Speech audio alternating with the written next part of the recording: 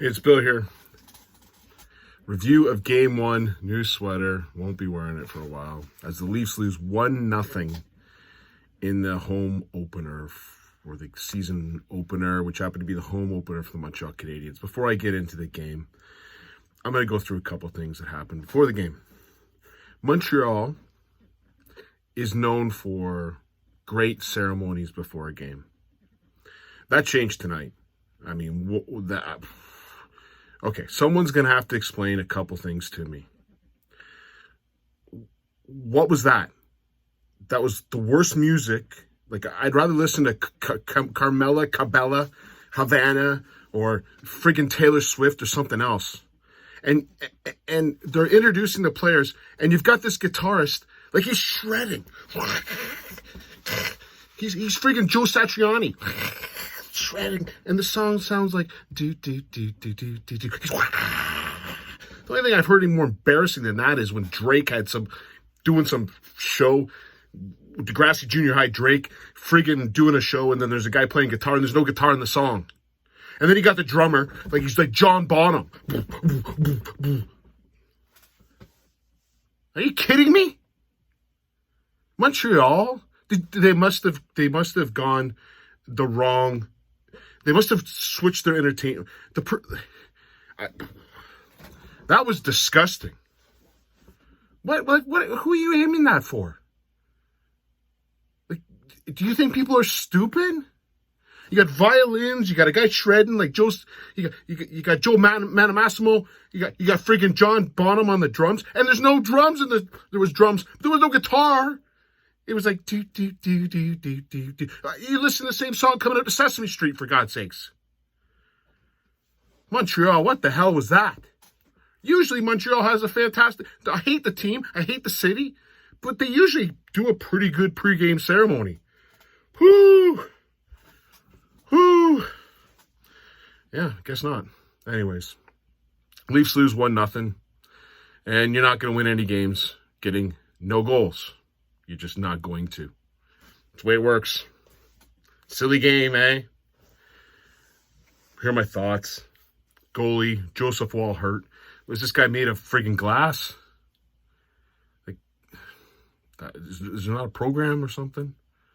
This is getting ridiculous now. It's getting into the bizarre land with Joseph Wall. But Stolarz played awesome. And I thought the first period stood on his head, because the Leafs played horribly in the first period, and then the Leafs dominated, and we'll get into when they started dominating.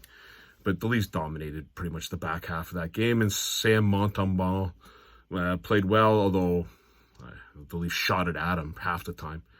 And you got Domi trying to make passes that are silly passes instead of shooting. You got Michy Boitano doing his Boitano skate-arounds instead of shooting a puck. And I didn't think Matthew Nyes looked good on the line. He battled, he got pucks. He just doesn't. He's not. Again, I think you go with Domi, Matthews, and Nylander on the first line. I think that's a way better first line. But let's be honest, the first line dominated. Matthews, Marner, and Nyes, even though I think there's little shortcomings on that line in terms of finish, which we saw tonight, they dominated. The fourth line for the Leafs had one bad shift in the second period, but they dominated. The third line was piss poor, but it wasn't being outplayed by the Montreal line that was up against them. I mean, Max Pacioretty, Jesus. Why am I putting it? So I guess it's Bobby McMahon who gets the short stick for Max Pacioretty.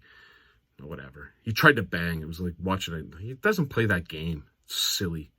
And yeah, the announcers, he drew 2 penalties. No, he didn't. Nick Robertson drew the 2 penalties. Okay, watch the game, guys. You need to watch the game. See, when Nick Robertson goes to the net, that draws the penalty. See how that works? Yeah. Nick Robertson drew both penalties, not Max Pacioretty. I don't know what this love affair with Max Pacioretty is. Could please someone explain this to me? He's a bum. He's an absolute bum. Bum. 26 games in the last 3 years. And probably if I go talk to Washington and Vegas fans, not very good games.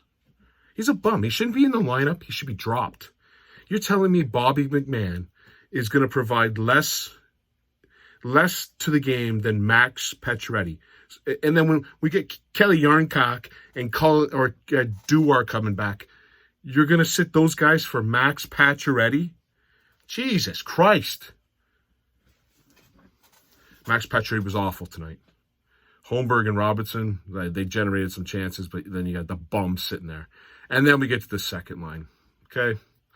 Domi, stupid penalty to begin the game. And then you get the other two. Boy, you can't tell Nylander's not in a non-contract year, can you? No. Yeah, he skates around beautifully. He's a beautiful skater. Magnificent. He's good with the puck. He skates around the outside with the puck. Do you remember last year when it was a contract year? He went to the net. Remember that? He would go to the net. See, there's a goddamn red net. You go to it. And typically if you bring the puck with you, good things happen. When you skate on the outside and do your little pirouettes and little ballerina moves, nothing goes good. It looks pretty. It does. It looks fantastic. And I'm sure it's good for your analytics, guys. But going to the net is the move. And then to top it all off, you got Johnny T. Awful. Tell me, John Tavares fans out there, what did he do that was positive tonight? He lost every battle on the board, every battle. Some guy named Evans beat him every goddamn time. Was it Josh Evans? Josh Evans, what's he making? 975? $11 million player getting beaten. How does anyone like Johnny T? How? How can you like him at all? First of all, one guy on the comments got it right. He knew what I was talking about yesterday. He is that. The power play was awful. You want to know why? Because Mark Savard went to the same school as Bobby Boucher, and they kept going to the puck to Tavares. That's where pucks go to die. They die on his stick. They die.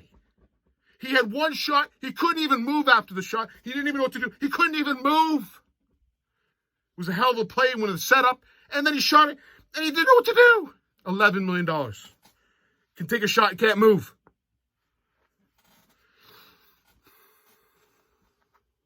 They need a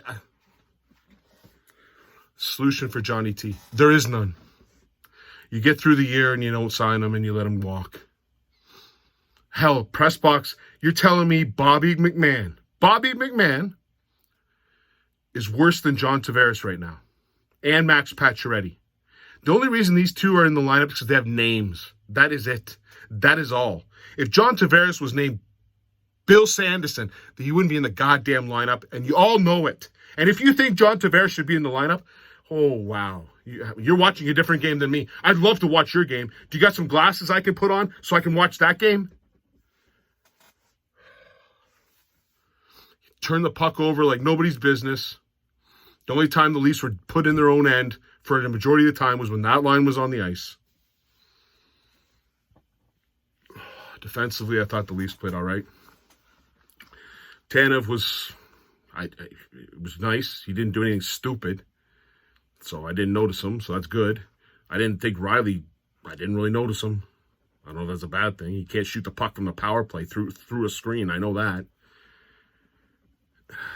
McCabe he made one horrible mistake that I nearly threw up on, but that was it. Benoit played pretty solid. We'll get into Ekman-Larsson in just a second. I didn't think he made some bad plays, but he wasn't horrible. He wasn't Vancouver Ekman-Larsson. He was kind of in the middle between Florida and Vancouver Larsson. So he wasn't bad. And Timmins didn't bother me, which is surprising. He didn't bother me. I thought they all played all right. I thought Stolarz played good. I thought the first line, just no finish. No one was going to the net.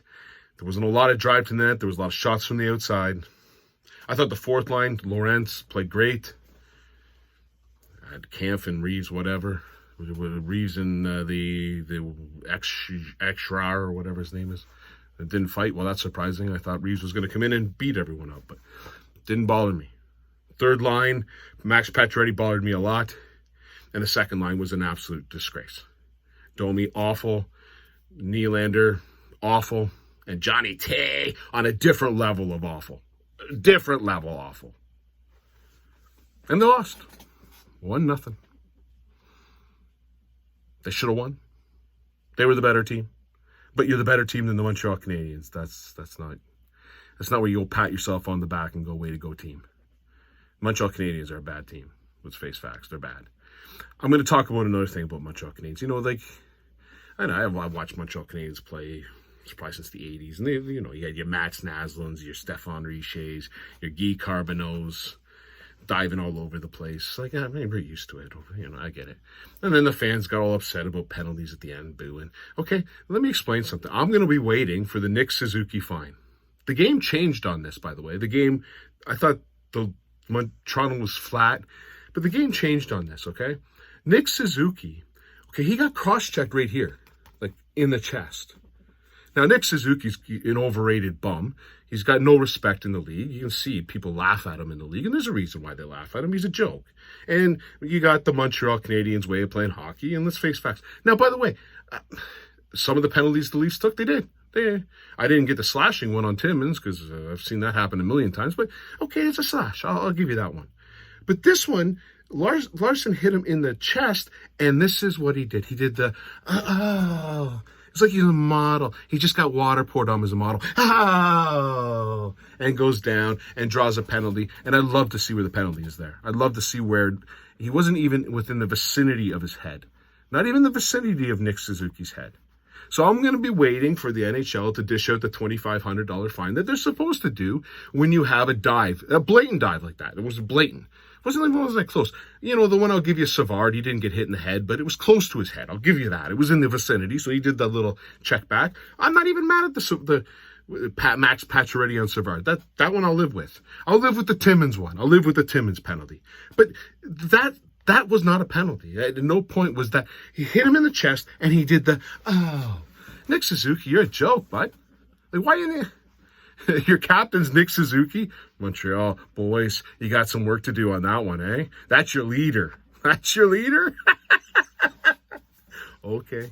Now, the second penalty on McCabe that made it 5-on-3 definitely wasn't... See, I'm a Leaf fan. That was a penalty. No doubt it was a penalty. But the first one... Now, well, here's what happened. After that blazing... he's in a movie.